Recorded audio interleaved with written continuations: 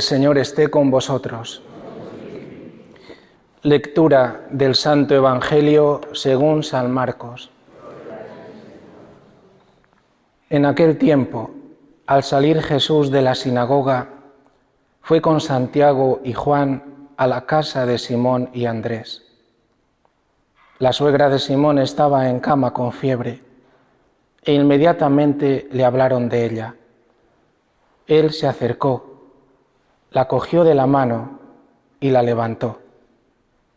Se le pasó la fiebre y se puso a servirles. Al anochecer, cuando se puso el sol, le llevaron todos los enfermos y endemoniados. La población entera se agolpaba a la puerta. Curó a muchos enfermos de diversos males y expulsó muchos demonios. Y como los demonios lo conocían, no les permitía hablar. Se levantó de madrugada, cuando todavía estaba muy oscuro. Se marchó a un lugar solitario y allí se puso a orar. Simón y sus compañeros fueron en su busca y al encontrarlo le dijeron: «Todo el mundo te busca». Él le responde: «Vámonos a otra parte, a las aldeas cercanas, para predicar también allí, que para eso he salido». Así recorrió toda Galilea, predicando en sus sinagogas y expulsando los demonios. Palabra del Señor.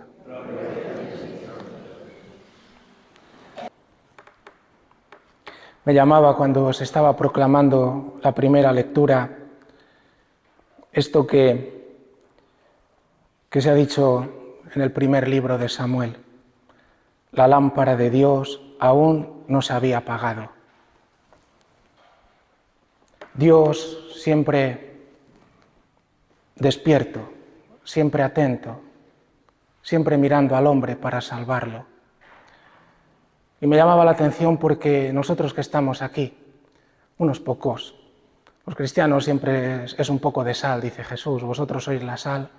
A veces tenemos pensamientos de grandeza, pero lo cierto es que mientras dure esta vida sobre la tierra, los cristianos serán poquitos. Pero para nosotros que estamos aquí y que queremos seguir a Jesús, queremos ser santos, si no, no merece la pena estar aquí. Estamos perdiendo el tiempo.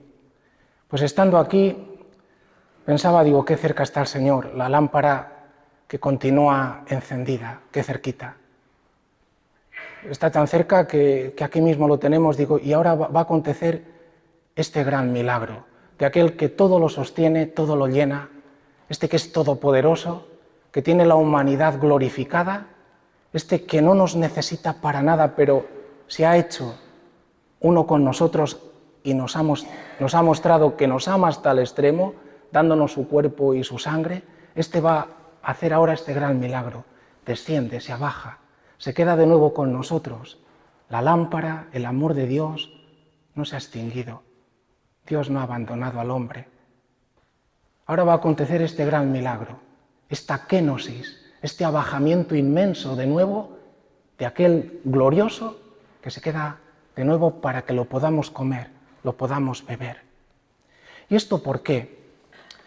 Porque todos tenemos escrito, dice hoy el Salmo, que es muy bonito, es precioso todo lo que nos dicen las lecturas, pero tenemos que reducir un poco el tiempo. Nos dice una cosa este Salmo, que todos dice, como está escrito en mi libro, y podíamos decir, ¿y qué libro es? ¿Qué libro es? Tu vida, tu alma.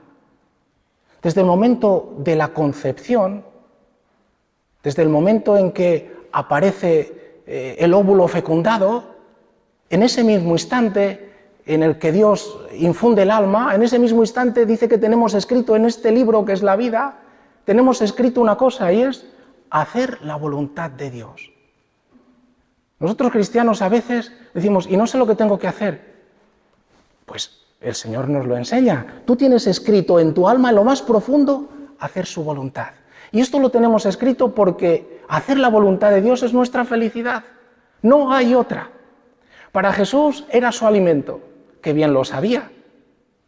No quería otra cosa, mi alimento es hacer la voluntad de aquel que me ha enviado. No quiero otra cosa. Pero es difícil discernirla. Hoy las lecturas nos hablan de la voluntad de Dios y de discernirla. Es complicado, porque no estamos duchos. Hay que entrenarse. Nosotros hacer la voluntad mía, eso sí, aunque muchas veces o casi siempre hago lo que no quiero, pero termino haciendo precisamente lo que me da placer, lo que me da gusto, lo que me interesa. Hoy estas lecturas subrayan la necesidad de discernir esta voluntad de Dios.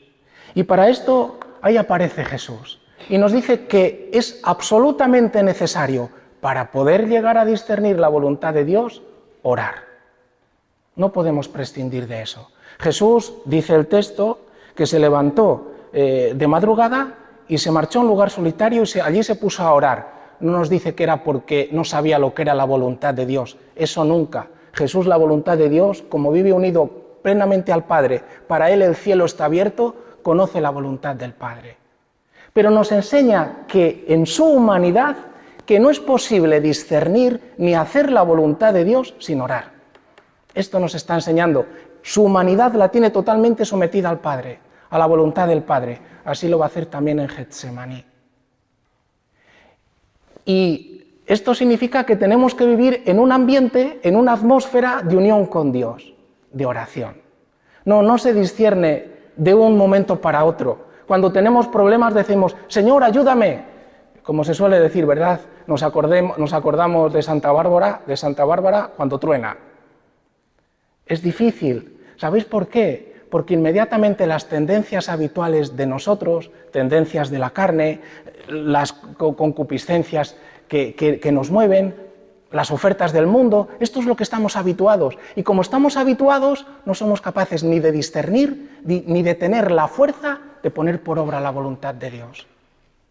Se necesita un clima, se necesita que la busquemos todos los días, estemos bien o estemos mal, tengamos o no tengamos problemas, ocurra lo que ocurra en nuestra vida, en mí está escrito hacer su voluntad, todos los días, estar en esta comunión y comunicación continua de Dios para poder vivir en la gracia.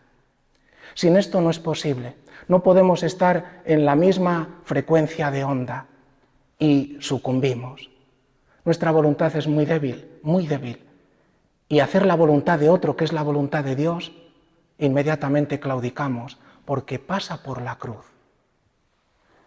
Por eso hoy también en la primera lectura nos enseña que lo primero de todo esto, de Samuel, es que Dios continuamente nos está llamando 3 veces. Significa que Dios en nuestra vida continuamente nos está llamando. Toda la creación es una llamada ya de Dios. Pero es que a través del Espíritu Santo nosotros cristianos todo el tiempo está diciendo el Espíritu Santo, vuélvete a Cristo, sigue a Cristo, que Cristo sea tu vida. Continuamente, porque Dios es amor volcado hacia nosotros. Ahora el amor de Dios infinito está queriendo encontrar un corazón donde derramarse, un corazón que lo acoja. La llamada de Dios es continua. Si Dios no nos sostuviese y no nos llamase, no existíamos. Dios nos llama a la vida, Dios quiere la vida, tuya y mía, de todos. La segunda cosa es, como le dice Elí, que discierne. Dice, di, aquí estoy, Señor, habla, aquí estoy para hacer tu voluntad, ayúdame. Por eso la segunda cosa es que nos va a llevar a dejar las reacciones espontáneas. Lo nuestro a veces es lo espontáneo. Me dan en una mejilla, doy en la otra, o si es posible en 2. Hablan mal de mí, se va a enterar. Me ha hecho una jugada inmediatamente. Y cuando eso está aquí, inmediatamente la reacción es espontánea, es lo natural. Nos defendemos. Somos inmediatamente como animales. Inmediatamente me dan, doy. Me critican, critico. Veo en la tele lo que hacen y inmediatamente crea en mí un espíritu de hacer lo mismo, de decir lo mismo, de criticar. Todos los medios de comunicación es una continua crítica De ahí que no nos extrañe que si estamos muy metidos en eso, salga en nosotros la crítica continua. Nos va a quitar, cuando estamos en este ambiente de oración y de unión con Dios, nos quita las reacciones espontáneas y comenzamos a escuchar: el que te abofetee en una mejilla, ponle también la otra. Al que te quite lo que es tuyo, no se lo reclames. Esto es tremendo, pero es el camino de la vida. Porque entonces Cristo comienza a descansar en nosotros, el Espíritu Santo comienza a configurarnos plenamente a la imagen y semejanza del único Hijo de Dios, que es Cristo. La oración es necesaria, si no, no podemos discernir la voluntad de Dios. La oración es necesaria porque a través de ella se nos da el Espíritu Santo, a través del cual nuestra voluntad se fortalece para poder hacer la voluntad de Dios en un mundo contrario y en un corazón contrario, que es el nuestro. Y por último, la oración, queridos hermanos, cambia con épocas y con edades. A veces decimos: es que yo ya no puedo hacer lo de antes porque tengo tantos años, etc. Es normal, hermanos. A veces delante de Dios ya solo puede estar uno delante y no decir nada. Nuestra oración con Dios es una relación y ya sabe Dios cómo estamos. Llegan momentos en que nuestra mente ya no razona, no es capaz de mantenerse atenta. No somos capaces de estar fijos en una cosa, perdemos la memoria. En cada momento de nuestra vida no es lo mismo un niño, no es lo mismo un joven, no es lo mismo un anciano. Tenemos que aprender a estar unidos a Dios en cada momento y en cada época de nuestra vida, sabiendo que Él nos mira, que nos ama y que lo único que quiere es que, abiertos a Él, podamos cumplir su voluntad y darle gloria. Que así sea.